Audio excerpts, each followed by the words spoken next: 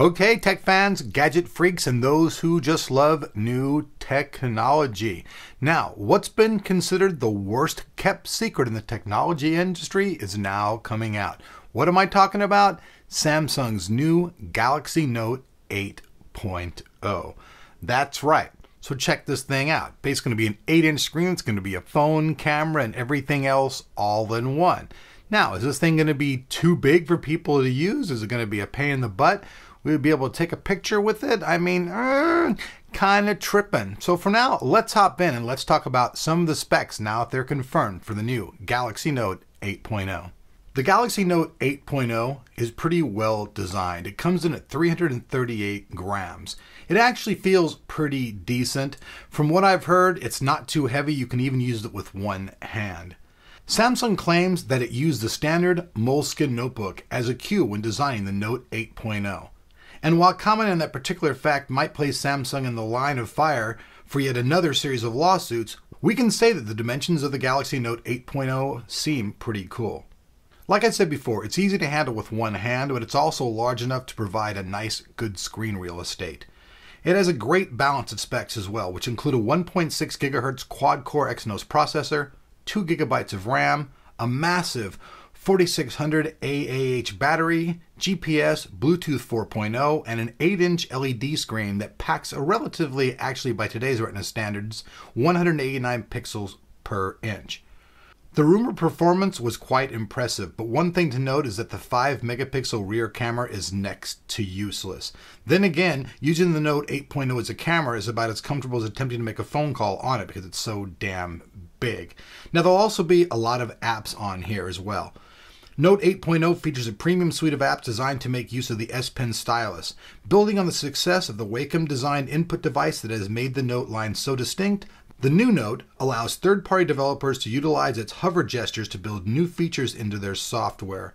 As a proof of their new concept, the Galaxy Note 8.0 will launch with a new version of Flipboard that features an expanding tile option initiating by hovering the pen over a content file.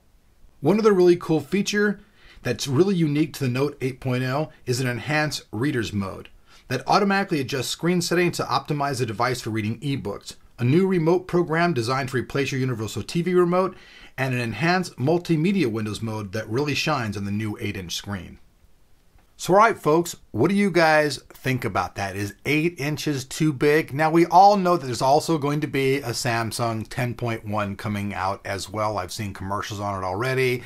You know, LeBron James on it going, yeah, you know, so he's sponsoring that thing. So we know that's coming as well. Samsung's not too good at keeping secrets, obviously.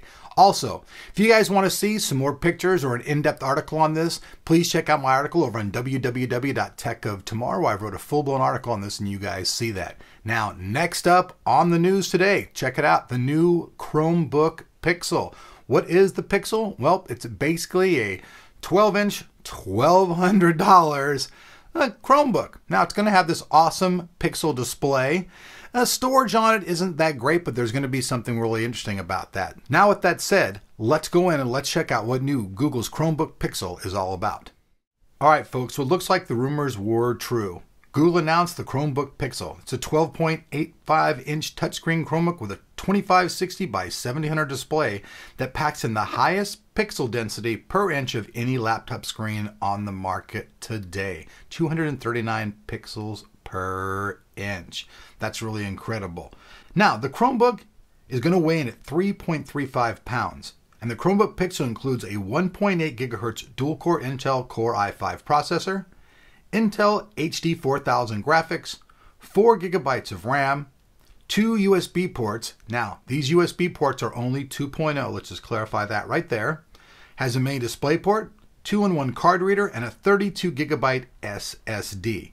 Now, Google has also quoted up to 5 hours of active use for the battery life. But of course, the main attraction is the display screen. It's a 12.85 display with a 3:2 aspect ratio, 2560 by 1700 at 239 pixels per inch, 400 nit screen with a 178-degree extra wide viewing angle. All right, folks. So with that said, do you guys think that this thing is kind of overpriced? Now, there's one thing I want to mention. People that are buying this right now, you'll get 1 terabyte of Google Cloud storage. That's right.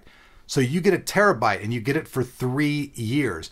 Now this usually costs $50 a month, $600 a year, but if you buy this thing now, you get 3 years of free 1 terabyte storage. Now, if you add the numbers up, that makes the price on this thing drop significantly. Because think about it, that's $1,800 worth of free shiznick.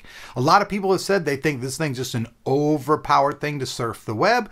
I don't know. The Retina screen's really nice. It is a bit pricey at $12.99 or whatever's coming out at. We'll see what the prices are because they always quote them out and they change as they hit the market, but it's right around there. So what do you guys think of this? Do you guys think this new Google Chromebook Pixel is like, wow, something really interesting? I think it's kind of like an Ultrabook, just kind of the light Ultrabook with an awesome screen. Let me hear your thoughts. Like usual, I've written a full article on this, specking out all the details and everything. You guys can see that in the link in the description below, where you can also see the written article. All right, folks, so last up in the news. Now, there's a company called Meze. They're out of Thailand. These guys make very unique headphones. Now, people will say out there, oh, I can buy, cheap cans for $100 range. Okay, well, let me talk about these new headphones. These are the Meze 77 Classics.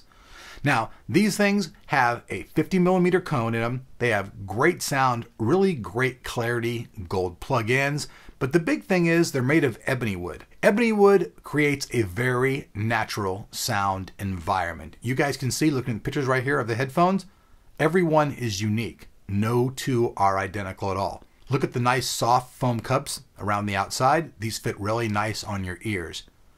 Now, we've already done one video showing you a sound test, and now I've written also a full written article on these headphones for you guys to check out also on the site.